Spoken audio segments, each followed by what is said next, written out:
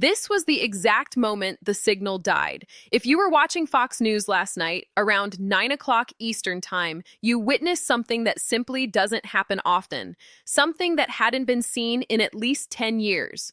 It wasn't a trivial technical glitch. It wasn't a satellite delay. It wasn't that classic, please stand by, we are experiencing problems request. It was the visible collapse of a gear that has sustained the modern American right for decades. There, before millions of viewers, the symbiotic relationship between political power and conservative media began to unravel live. President Trump was at the press room podium, face red, jaw tense, his voice heavy with anger and urgency. He was lecturing on law and order, trying, with harsh words and predictable attacks, to justify the catastrophic events that had just unfolded. He spoke of criminal pastors, of sanctuary cities, of internal enemies, as if repeating the speech were enough to tame reality. In the middle of the sentence, at the height of the rhetoric, the unthinkable happened. For 3 whole seconds, there was only silence. No image, no sound, only absolute void, that kind of silence that weighs more than any scream. When the broadcast returned, something was different, and everyone felt it immediately. It was no longer the President of the United States. It wasn't the White House seal. It wasn't authority speaking to the nation. The image that emerged was from the Fox News studio in New York.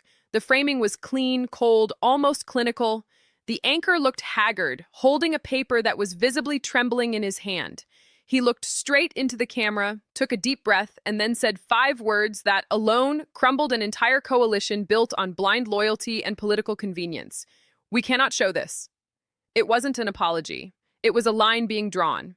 If you felt a knot in your stomach hearing those words, it was no coincidence. That wasn't just an editorial decision. It was a warning. A silent message that certain images, when they cross a profound moral line, can no longer be framed as ordinary political discourse. From that moment on, what was at stake stopped being narrative and became conscience. And this is exactly where the story truly begins, because what happened after that cut explains why certain powers, when they lose control of their own image, go into freefall. What led to this rupture wasn't a bureaucratic detail, nor a common political disagreement resolved in headlines the next day. It was violence, and not just any type of violence, but the kind that pierces through deep symbols and breaks silent agreements. That wasn't a routine operation, the kind usually defended with canned phrases and cold numbers. That was a siege, a movement of force in a space that, for millions of American conservatives, represents refuge, identity, and morality. The target wasn't just any building, it was a church, large, influential, conservative, a pillar of the base that has sustained the rhetoric of order for years. This detail is crucial. It wasn't a progressive or militant institution. It was a sanctuary frequented by traditional families, faithful voters, people who always believed they were protected by the same rhetoric that was now turning against them. A place where politicians were received, where prayers were said for elected leaders, where faith walked hand in hand with politics. On the outside, everything seemed aligned with what had always been defended. On the inside, however, there was fear. Silent fear, accumulated over months, while the atmosphere in the country grew heavier and more unpredictable. It was in this context that the space began housing people in the basement, not as a gesture of open defiance, but as an attempt to protect vulnerable lives. Mothers, small children, entire families trying to buy time, trying to breathe. There were no spotlights, no inflammatory speeches. It was a makeshift shelter amidst the panic. And when the state's response arrived, it came without warning, without conversation, without any sign of restraint. Vehicles advanced, gates gave way, orders were barked as if that space were enemy territory. The clash between the two worlds was brutal. While a children's choir rehearsed, flashbangs echoed. While religious symbols hung on the walls, armed men advanced. The contrast was impossible to ignore. There was no way to frame it merely as law enforcement without something sounding wrong, even to those who always defended tough actions. Witnesses speak of confusion, of panic, of people running without understanding what was happening. And when religious leaders tried to intervene, they were treated as obstacles, not mediators. The images that emerged afterward did the rest of the work. Disoriented children, adults coughing, people being dragged out of a place that always symbolized protection. No narration or sophisticated political commentary was needed. The scene spoke for itself. And there, something dangerous for any power project began: the breaking of the base's emotional identification. When those who always supported begin to wonder if this still represents their values, loyalty stops being automatic. It turns into doubt. And doubt, when it spreads, prepares the ground for decisions that change everything in the next act. The impact wasn't restricted to the images themselves, but to the immediate reaction, or rather, the lack of the expected reaction. Normally, when something like this explodes, the media machinery kicks in to reorganize the chaos. Phrases are chosen, frames are defined, convenient culprits appear, but this time, none of that worked. There was no way to flip roles. There was no way to turn victims into villains without the effort appearing far too cynical. The problem wasn't just what happened, but who had been hit. That wasn't a distant audience. It was their own audience. Inside the newsrooms, the atmosphere wasn't one of militancy, but of discomfort. Journalists, producers, and executives knew exactly what those images meant for the audience that sustained the channel. Those faces on the screens were recognizable. They were parents, grandparents, Sunday worshipers, people who turn on the TV expecting confirmation of what they believe, not a moral shock.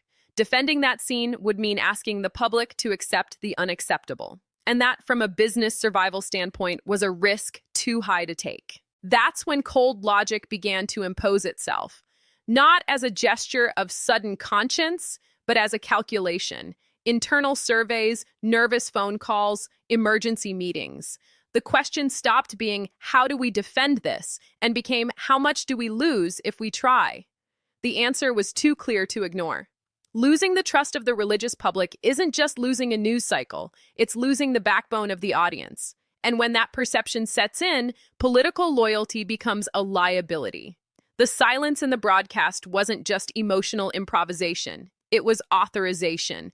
An authorization to break a pact that had already been creaking for some time. For years, excesses were relativized in the name of greater gains. But there is a point where repetition stops anesthetizing and begins to cause revulsion. When violence enters spaces that are too symbolic, it stops being abstract. It gains a face, gains context, gains meaning. And meaning is something that even the best rhetoric cannot erase. From that point on, the landscape changed rapidly. Not because everyone decided to join the opposition, but because the priority shifted to self-preservation. When a leader becomes so large that they threaten those who sustain them, the structure reacts. Not out of ideology, but out of instinct. And this silent movement, almost imperceptible at first, is always the most dangerous, because it doesn't announce the attack. It prepares the ground. And by the time the public realizes something has changed in the tone, in the coverage, in the absence of automatic defense, it is already too late. The domino effect was immediate within the circle of power. When the media shield begins to fail, everything hidden behind it is exposed all at once. The president, used to speaking while knowing someone would soften, justify, or applaud afterward, found himself facing a new and deeply destabilizing scenario. No one was rushing to defend him. No creative explanations, no convenient relativizations. Only distance. And for someone who always confused loyalty with devotion, this sounded like absolute betrayal. Behind the scenes, the reaction was described as chaotic. Phones ringing without answer, messages ignored, doors that used to open with ease now closed. For years, there was a direct line between political power and the media megaphone, a relationship of constant exchange, audience in exchange for access, protection in exchange for spectacle. When that line fell, the sense of control fell with it. Without the constant echo of television, words began to seem hollow, trapped in closed rooms, unable to mold public perception as before. The attempt to react was predictable. Accusations, attacks, conspiracy theories. When support vanishes, the instinct is to shout louder, point to enemies, try to force the narrative through the strength of volume.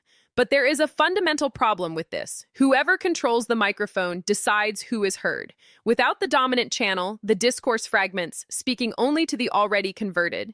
The leader who once seemed omnipresent begins to talk to a mirror, repeating phrases that no longer reach those who truly matter. And this is the part many underestimate. It is not the loss of fanatical support that weakens a government. That group tends to remain loyal until the end. What changes the game is the loss of the passive audience, the casual viewer, the one who doesn't campaign but consumes. It is this silent mass that forms the majority, that reacts to images more than to speeches. When these people see discomfort where there used to be automatic defense, something breaks, doubt enters, and with it, distrust. From this point, power begins to erode from the inside out, not in a spectacular way, but slowly, almost invisibly. Each silence weighs more than an attack. Each absence of defense screams louder than an open criticism. And what seemed like an isolated episode begins to reveal itself as a point of no return. Because when the megaphone goes quiet, the leader must face something they always avoided: reality without a filter. In the end, what we saw wasn't just an image crisis or an isolated miscalculation. It was the collapse of an entire logic based on the idea that power can do anything, including trampling over symbols without paying any price. For years, excesses were tolerated because they seemed distant, abstract, always directed at others. But when force crosses the doors of a sacred space, when violence hits familiar faces, something changes irreversibly. There, the narrative became uncontrollable. The implicit pact between leader, media, and base was broken the moment defending the indefensible became too risky. This kind of rupture is not resolved with a louder speech or more aggressive attacks. On the contrary, the more one tries to force reality to bend, the more evident the loss of control becomes. The absence of automatic defense, the strategic silence, the change in tone, all of this communicates more than any official pronouncement. This is how power begins to slip through the fingers, not when declared enemies emerge, but when old allies begin to calculate their distance, when the question stops being how do we protect and becomes how do we survive this? If there is a profound lesson here, it is simple and uncomfortable. No megaphone is eternal. No loyalty is unconditional when the moral cost becomes too high. Political movements survive as long as they can convince people that they still represent something greater than brute force. The moment that illusion breaks, the process of falling has already begun, even if it takes time to complete. And understanding this now is essential to comprehending the next steps that will come, because they will be neither smooth nor predictable. If you've made it this far, thank you for following this analysis to the end. Subscribe to the channel so you don't miss the next developments, leave a like to support this kind of in-depth content, and comment below on what you think happens from here on out. History is still in motion, and watching closely makes all the difference.